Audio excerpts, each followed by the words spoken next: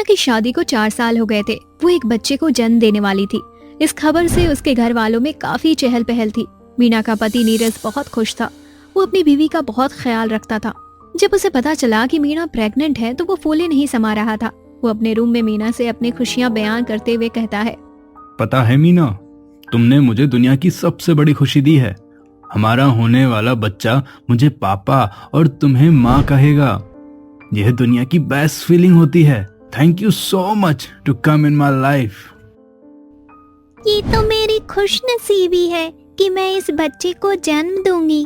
एक औरत के लिए मन बनाना इसका सबसे सुखद अनुभव होता है। हमारी खुशियों को किसी की नजर ना लगे। हमारा खुशहाल परिवार और भी खुशहाल हो जाएगा, सिर्फ तुम्हारी वजह से। नीरज, तुम्हारे आने से मेरी जिंदगी बदल गई।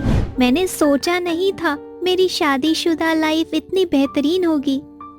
नीरज और मीना आपस में बातचीत कर ही रहे थे, लेकिन वहाँ कोई और भी था जो उनकी बातें सुन रहा था। हवा की वजह से खिड़कियां एक दूसरे से टकराकर आवाज करने लगी। बाहर काला घना अंधेरा था। नीरज और मीना जितने खुश थे उतना ही इंतजार किसी को उनकी बर्बादी का भी था। कहीं ना कहीं उनकी खुशियों को नजर लग गई थी। ऐसे ही दिन बीते। अब धीरे धीरे मीना का वजन बढ़ने लगा था। उसके बदन पर कपड़े टाइट होने लगे। वो खुद को शीशे में निहारते हुए कहती है, ओफो, अब तो मुझे सारे ढीले ढाले कपड़े लाने पड़ेंगे। यह फिटिंग के कपड़ों को मुझे बाय बाय बोलना पड़ेगा। इतना कहकर मीना अपनी सास विमला के साथ मार्केट चली जाती है और कुछ कपड़े लेकर चेंजिंग रूम में ट्राई करने जाती है और अपने आप को शीशे में देखती है। उसे अपने पीछे 3 लंबे बालों वाली प्रेग्नेंट लेडीज दिखाई देती है और उसे देखकर वो चौंक जाती है और जैसे ही पीछे मुड़ती है लेकिन वहाँ कोई नहीं था। उसे पहली बार बहुत डर लगने लगा। वो चेंजिंग रूम से बाहर निकलकर विमला के पास आ जाती है और बिना कुछ सामान खरीदे ही घर लौट आती है। शाम होने पर उसने नीरज को बताया, आज मैंने मॉल के चेंजिंग रूम में 3 प्रेग्नेंट लेडीज को देखा। उनके बाल खुले हुए थे और सायों की तरह मुझे देख रहे थे। उनकी आंखें लाल थी। मुझे लग रहा है कि वो भूत प्रेत थी। मीना की बात सुनकर नीरज घबरा गया, लेकिन उसने अपने घबराहट को मन में दबाकर मीना को तसल्ली देने लगा। अरे तुम चिंता मत करो, वह तुम्हारा वहम होगा। तुम काफी थकी हुई हो, खाना खाकर सो जाओ। नीरज की बात सुनकर मीना थोड़ा शांत हुई और वो खाना खाकर सो गई। रात में वो पानी पीने के लिए उठी। टेबल पर पानी न होने के कारण वो किचन में पहुंच गई। उसने ग्लास उठाकर टैप चालू किया। नल से पानी की जगह गंदा कीचड़ उसके ग्लास में भर गया। उसे देखकर मीना का दिल दहल गया। वो बिना पानी पिए कमरे में वापस जाने लगी, पर जैसे ही वो खिलते वो 3 प्रेग्नेंट लेडीज दिखाई दी। ये देखकर मीना बौखला गई और डर की वजह से पीछे होने लगी। तीनों में से एक प्रेग्नेंट लेडीज के पास आई और उसके पेट को सहलाने लगी। इस दुनिया में आने से पहले तैयार रहो कि तुम्हें बहुत कुछ देखना बाकी है। ये कहकर वो लेडीज हंसने लगी। उसकी खौफनाक बातें सुनकर मीना उससे डरते हुए पूछती है, तुम कौन हो? आखिर मुझसे क्या चाहती हो? मैं तुम्हारे बच्चे की माँ चाहती हूँ। इतना कहकर वो तीनों वहाँ से गायब हो जाते हैं। मीना डर की वजह से बेहोश हो जाती है। सुबह होने पर जब उसकी आंख खुलती है तो अपने आप को बिस्तर पर पड़ी पाती है। होश आने पर नीरज उसके सिर पर हाथ रखकर बोलता है, तुम्हें क्या हो गया था? तुम किचन में क्या कर रही थी? तुम्हें अगर कोई दिक्कत थी तो तुम मुझसे कहती। तुम बेहोश कैसे हो गई? नीरज के सवाल करने पर मीना को रात की सारी घटना आंखों के सामने आ जाती है। वो रोते हुए नीरज को गले लगा लेती है, जिस पर नीरज कहता है, घबराओ नहीं, मुझे बताओ क्या हुआ। कोई प्रॉब्लम होगी तो हम दोनों मिलकर इसका सॉल्यूशन ढूंढ लेंगे। कल रात जब पानी पीने में नीचे गई थी तो नल से पानी की जगह कीचड़ निकलने लगा और जब मैं किचन से बाहर निकली तो वो 3 प्रेग्नेंट लेडीज मुझे फिर से दिखाई दी। उनमें से एक प्रेग्नेंट लेडी ने मुझसे कहा कि वो मुझे मेरे बच्चे को छीन लेगी। वो उसके खून की प्यासी है, वो उसे मार देगी। नीरज, कुछ भी करके मेरे बच्चे को बचा लो। मुझे कुछ भी ठीक नहीं लग रहा है। हमारे बच्चे पर किसी की बुरी नजर है। अगर मेरे बच्चे को कुछ हो गया तो?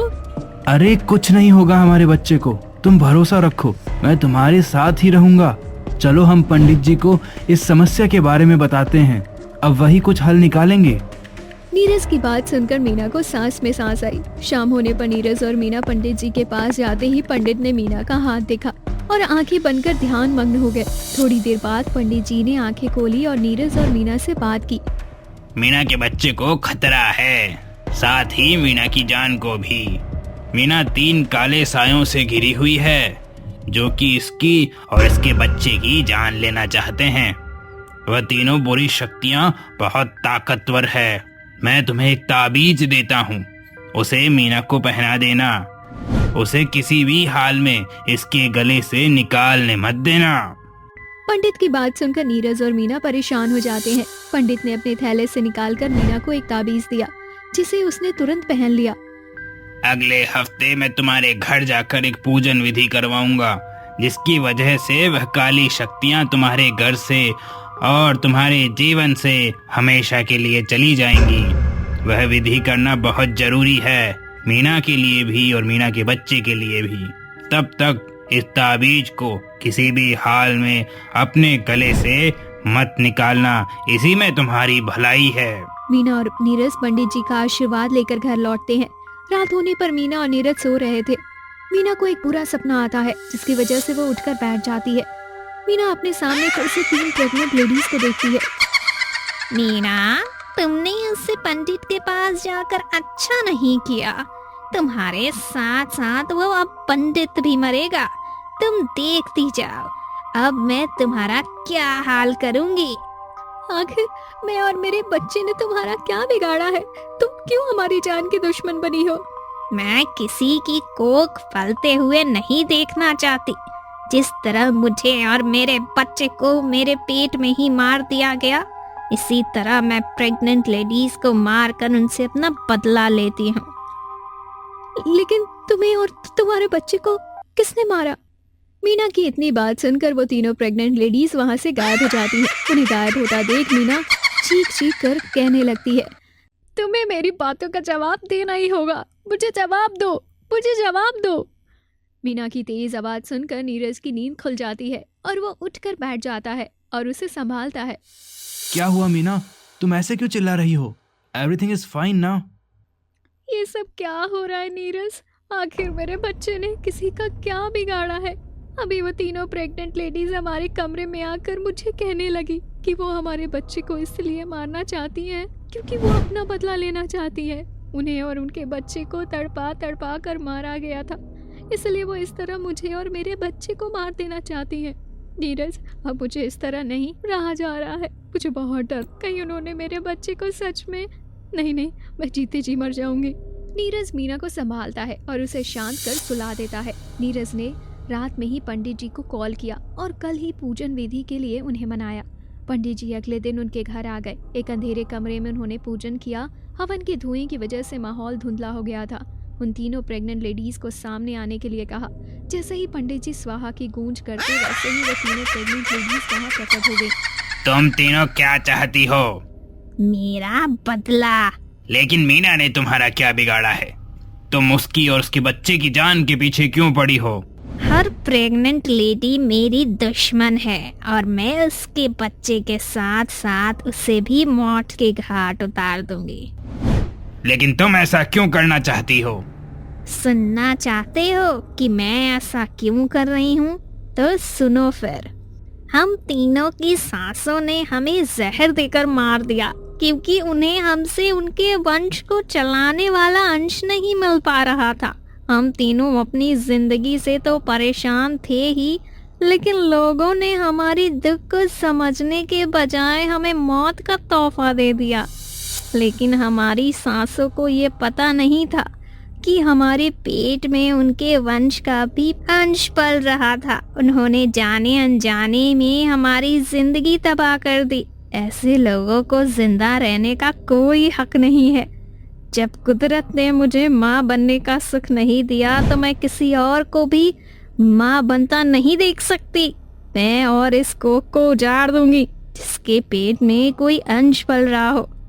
पंडित जी उसकी बात सुनकर उसे शांत करने का प्रयास करने लगे। उन्होंने अपने मंत्रों का गुंजन और तेज कर दिया, जिसकी वजह से उन 3 प्रेग्नेंट लेडीज को मुक्ति मिल गई और वो 3 छोटे छोटे बच्चों में बदल गए।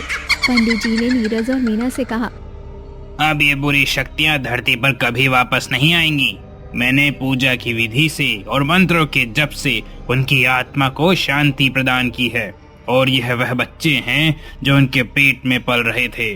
यह बच्चे स्वस्थ और तंदुरुस्त हैं। इनको अपनाओ और इनकी देखभाल करो। तुम्हें कभी भी किसी प्रकार की हानि नहीं पहुंचाएंगे। नीरज और मीना पंडित जी का आशीर्वाद लिया और उन बच्चों को अपनी गोद में उठा लिया। उन बच्चे को देख मीना और नीरज बहुत खुश थे। मीना ने सुख की सांस ली और पंडित जी की मदद से उसके बच्चे पर मंडरा रहा खतरा भी हमेशा के लिए दूर हो गया।